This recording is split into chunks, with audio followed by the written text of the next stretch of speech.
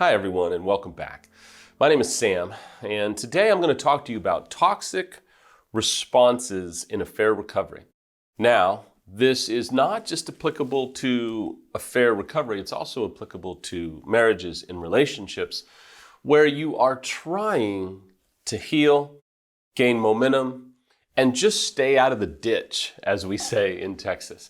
So these 4 principles I think can be helpful regardless of where you're at. Maybe you're early on in recovery, or maybe you are years down the road, but I assure you today's info can be super applicable to where you're at. My first toxic response for you is called overpositivity. Some would call it toxic positivity. And basically, it's constantly trying to deny or stuff down or hide any negative feelings, any troubled feelings. An over-positive approach is really, in many ways, rooted in denial. And then oftentimes it can be used as a weapon to shut down the one who is dysregulated, upset, struggling, and it kind of looks like this. Well, I don't know why you're so negative. Like, why can't you be more positive? It might be hard for us to be positive because the ship is sinking and we have so many issues that are going on in our relationship that I can't keep living this way anymore, and you're not getting it, or you're hiding it with this over positivity, and it's only dismissing my feelings, my struggles, my worries, my pain, my hurt, my trauma. Now, I certainly understand. Some people have a negative filter over everything. They can't see the positive. They're chained by negativity. There's reasons for that behind the scenes. That's another blog on another day.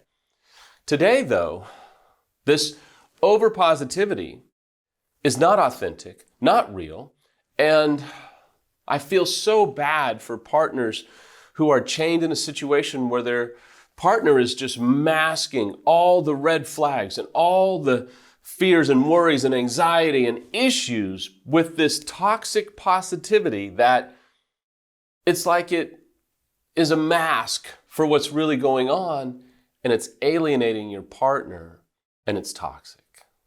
Sometimes we're over positive out of denial. Maybe we're full of fear. Maybe we just want to avoid what's really going on. But ask yourself, are you using toxic positivity to shut your partner down? Maybe you're using toxic positivity to just avoid what you know is going on because you don't know how to deal with it. But I assure you, toxic positivity is not the way to deal with it. The next one is being married to the victim mentality. Now, I'm going to be real upfront with you. Wherever you're at, whatever you're dealing with, I'm positive you have some real difficult trauma to process, to heal from, and to confront. I in no way want to minimize that both you and I have been through some hellacious stuff that to this day might be hampering your life, your growth.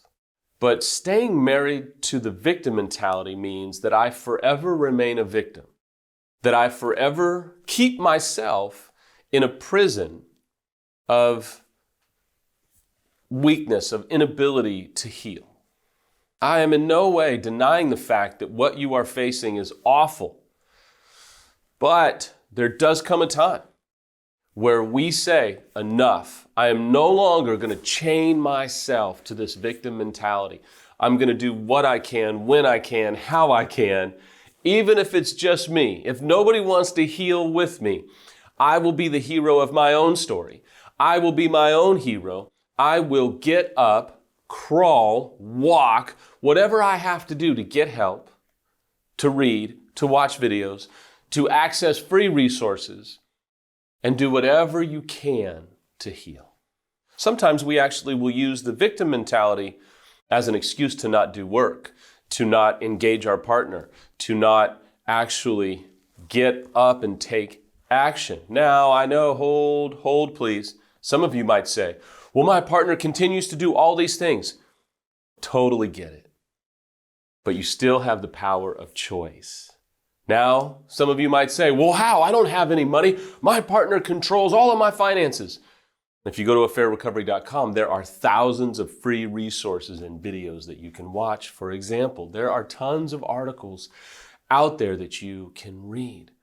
But we cannot stay married to the victim mentality because it only hurts us.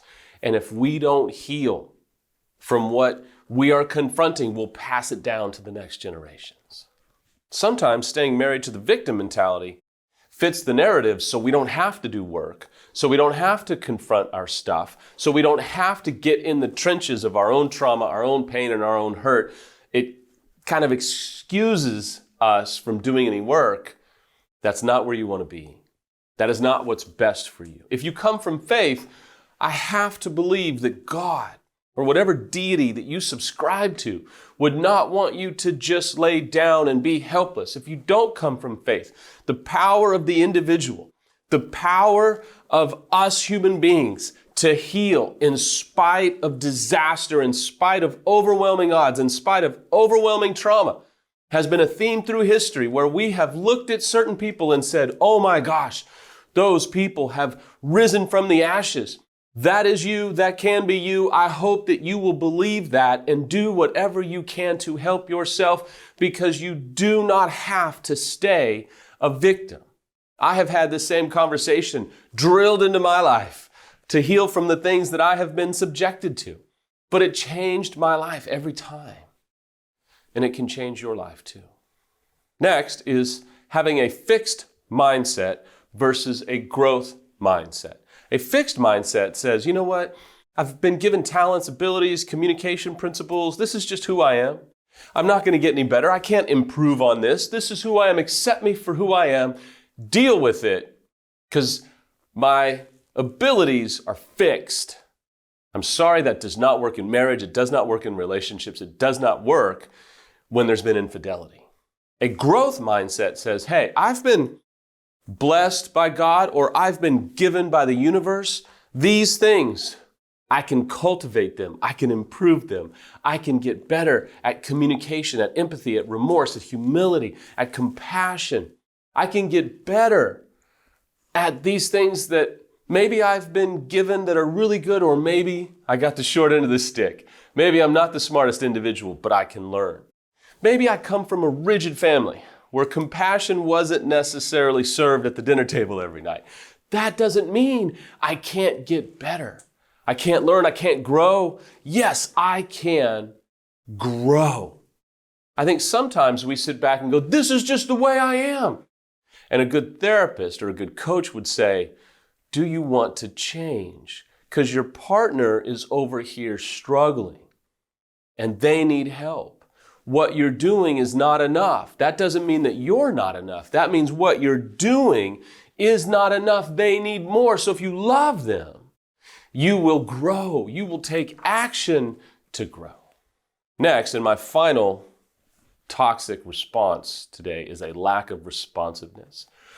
If there's one thing I have heard from betrayed partners throughout the last 2 decades, is that a lack of responsiveness by the unfaithful party absolutely decimates recovery efforts.